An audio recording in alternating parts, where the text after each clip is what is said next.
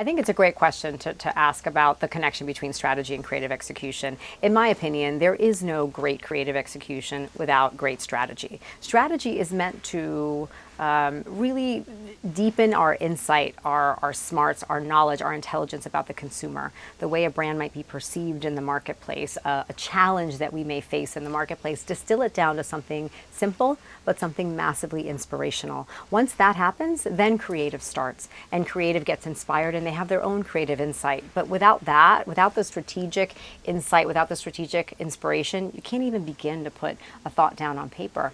What then becomes really interesting is not only does strategy influence a creative big idea, but there's so many ways to execute that creative across different channels, across different social platforms, in different ways on technology, in more traditional senses. And strategy has a different role there, more of a communication arts approach. How is the best way to express this idea, knowing this consumer and how they use this platform and how a brand might be perceived in this particular platform? So strategy can be very big, and then it also funnels all the way through all of the different pieces of the creative execution. So you talked about strategy on a number of levels, and I think we've taken a very strategic lens to social media as of late because the budgets are huge. But what about measurement of social media? I think you mentioned we can overmeasure and undermeasure. Can you elaborate on that? Sure. I think when it comes to measurement, honestly, when it comes to anything in this industry, we can't help ourselves. We overcorrect and then we undercorrect. We're constantly swinging a pendulum on any topic, anything, you name it. We can't help ourselves because we always want to be the first, the best, the one that does it cheapest, fastest, most creative. So I think that's part of what drives the industry. So I can't hate on it too much, but I think we overplay that hand. And what I mean by that is there's a number of ways to measure social, and I think we can overplay any one of those buckets if we're not careful. So the first way I think about measuring social is in a more tactical optimization, sort of short-term strategy. I have some content out there, or I have a strategy for the content that's going to go out there, and I'm looking at things that are sort of quick and easy to gauge the performance of that particular piece of content. I'm looking at followers, subscribers, views, engagement. Those things give me a sense of what's performing well and what's not performing well, when people are dropping off, when people are staying on, and I can sort of optimize the performance of any one of those creative pieces as a result of that measurement, that data. Really important. The second thing where I think we're having a sort of a more intellectual conversation these days is the impact that social has on the brand. We don't often think about social or digital channels as helping the brand. We often think about them more tactically. We definitely think about them more as a sort of the click-through from the beginning of time. But now we're realizing that social plays a tremendous role in brand.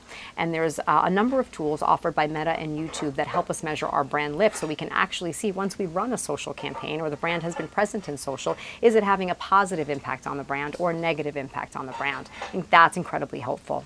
The last way to look at social is more, I think, full circle of where we started, even more performance driven than the first tactical measurement bucket that I talked about, because so many brands were born in social. So many brands were born just yesterday.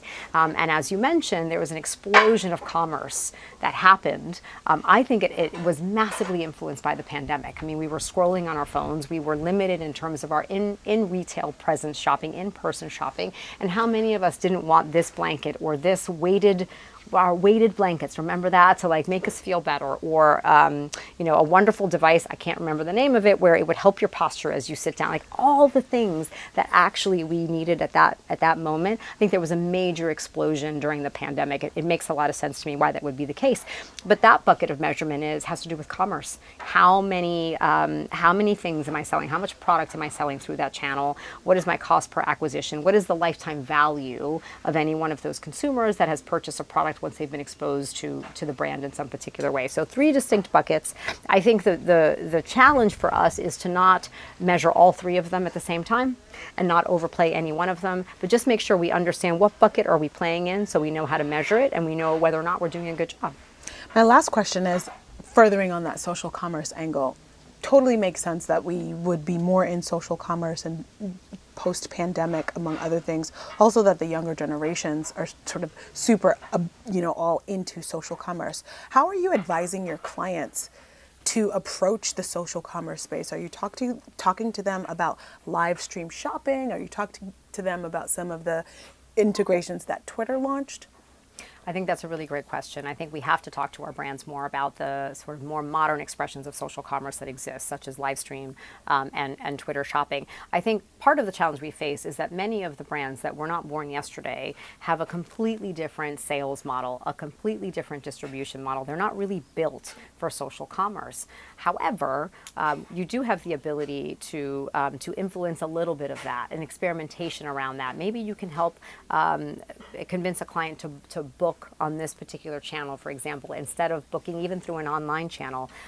Certainly putting out more inspirational pieces when it comes to fashion and making sure that those inspirational pieces are shoppable from day one. Like, as you are creating content from the beginning, build the shopping mechanism into it versus figuring out an entire social commerce strategy from the beginning. I think in this particular case, especially with brands that were not born on social channels, the best thing to do is to experiment a little bit at a time, build it into the idea, see how it does, and then see if we can make the case to change the sales operation model, because that's really what we're talking about.